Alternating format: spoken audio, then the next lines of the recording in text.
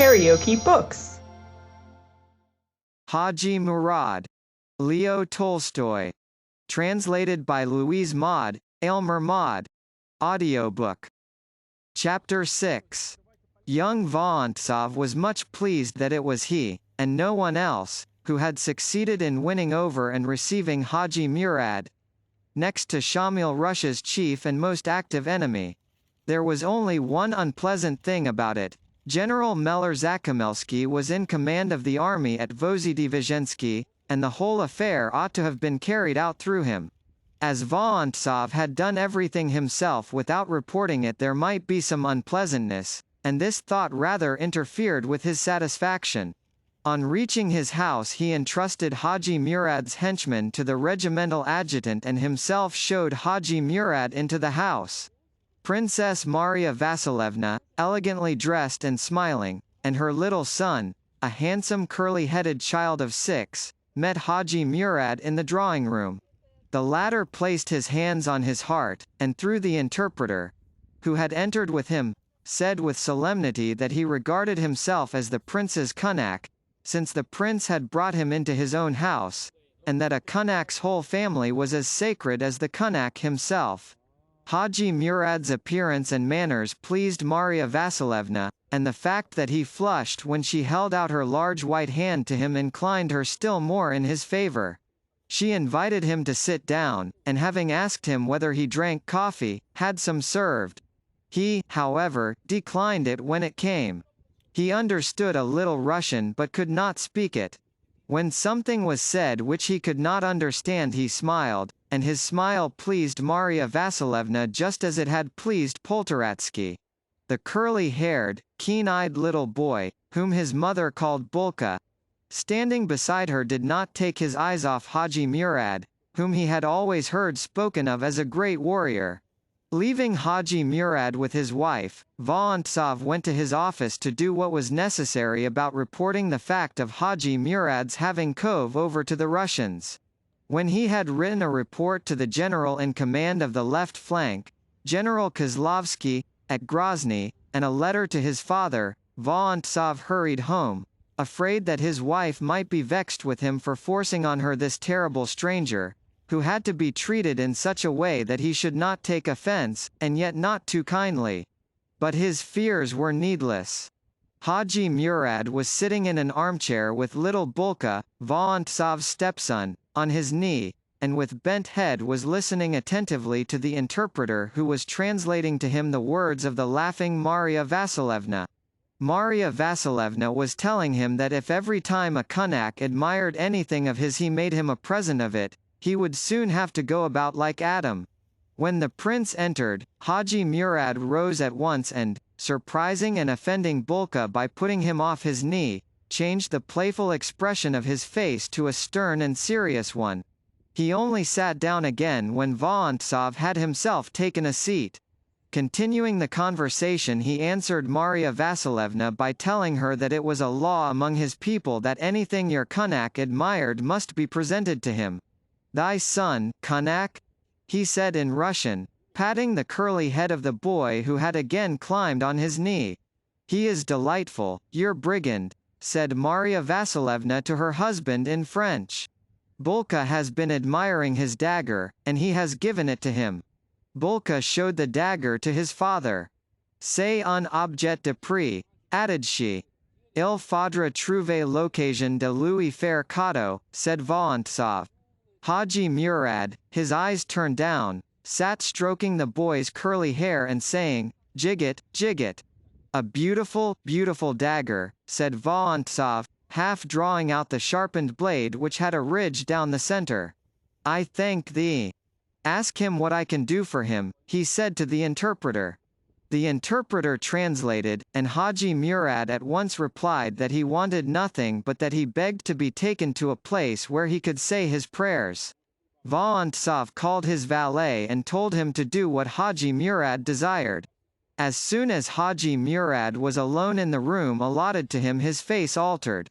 The pleased expression, now kindly and now stately, vanished, and a look of anxiety showed itself.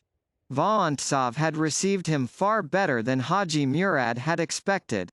But the better the reception, the less did Hadji Mourad trust Vorontsov and his officers. He feared everything, that he might be seized, chained, and sent to Siberia, or simply killed, and therefore he was on his guard. He asked Eldar, when the latter entered his room, where his Mourads had been put and whether their arms had been taken from them, and where the horses were. Eldar reported that the horses were in the prince's stables, that the men had been placed in a barn, that they retained their arms, and that the interpreter was giving them food and tea.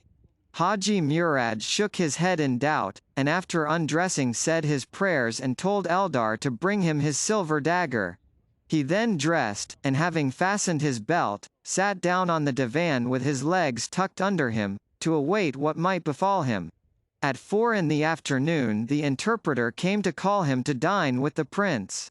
At dinner he hardly ate anything except some pilau, to which he helped himself from the very part of the dish from which Maria Vasilievna had helped herself. "He is afraid we shall poison him," Maria Vasilievna remarked to her husband. "He has helped himself from the place where I took my helping." Then instantly turning to Hadji Mourad she asked him through the interpreter when he would pray again. Hadji Mourad lifted 5 fingers and pointed to the sun. "Then it will soon be time," and Vorontsov drew out his watch and pressed a spring. The watch struck 4 1/4. This evidently surprised Hadji Mourad, and he asked to hear it again and to be allowed to look at the watch. "Voilà l'occasion. Donnes Louis la montre," said the princess to her husband. Vorontsov at once offered the watch to Hadji Mourad. The latter placed his hand on his breast and took the watch. He touched the spring several times, listened, and nodded his head approvingly. After dinner, Meller Zakamelsky's aide-de-camp was announced. The aide-de-camp informed the prince that the general, having heard of Hadji Mourad's arrival, was highly displeased that this had not been reported to him, and required Hadji Mourad to be brought to him without delay.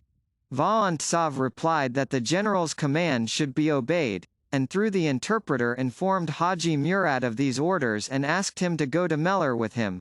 When Maria Vasilievna heard what the aide-de-camp had come about, she at once understood that unpleasantness might arise between her husband and the general, and in spite of all her husband's attempts to dissuade her, decided to go with him and Hadji Mourad.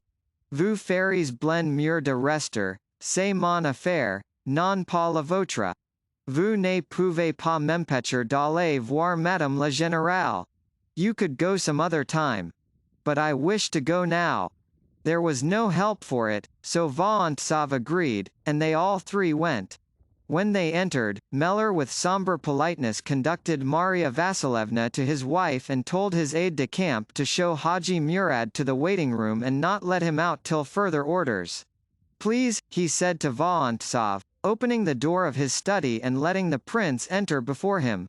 Having entered the study he stopped in front of Vorontsov and, without offering him a seat, said, "I am in command here and therefore all negotiations with the enemy have to be carried on through me. Why did you not report to me that Hadji Mourad had come over? An emissary came to me and announced his wish to capitulate only to me," replied Vorontsov, growing pale with excitement, expecting some rude expression from the angry general and at the same time becoming infected with his anger. "I ask you, why was I not informed? I intended to inform you, Baron, but you are not to address me as Baron, but as Your Excellency." And here the Baron's pent-up irritation suddenly broke out and he uttered all that had long been boiling in his soul. "I have not served my sovereign 27 years in order that men who began their service yesterday, relying on family connections, should give orders under my very nose about matters that do not concern them. Your Excellency, I request you not to say things that are incorrect," interrupted Vorontsov. "I am saying what is correct, and I won't allow," said the general, still more irritably. But at that moment Maria Vasilievna entered, rustling with her skirts and followed by a model-looking little lady, Meller Zakamelsky's wife. "Come, come, Baron. Simon did not wish to displease you," began Maria Vasilievna. "I am not speaking about that," princess. Well, well, let's forget it all. You know, a bad peace is better than a good quarrel. Oh dear, what am I saying? And she laughed. The angry general capitulated to the enchanting laugh of the beauty. A smile hovered under his mustache. I confess I was wrong, said Vorontsov, but... And I too got rather carried away, said Meller, and held out his hand to the prince. Peace was re-established, and it was decided to leave Hadji Mourad with the general for the present, and then to send him to the commander of the left flank. Hadji Mourad sat in the next room, and though he did not understand what was said, he understood what it was necessary for him to understand, namely, that they were quarreling about him, that his desertion of Shamil was a matter of immense importance to the Russians, and that therefore not only would they not exile or kill him, but that he would be able to demand much from them. He also understood that though Meller Zakamelsky was the commanding officer, he had not as much influence as his subordinate Vorontsov, and that Vorontsov was important and Meller Zakamelsky unimportant. And therefore when Meller Zakamelsky sent for him and began to question him, Hadji Mourad bore himself proudly and ceremoniously, saying that he had come from the mountains to serve the White Tsar and would give account only to his Sirdar, meaning the commander-in-chief, Prince Vorontsov Sr., in Tiflis. KaraokeBooks.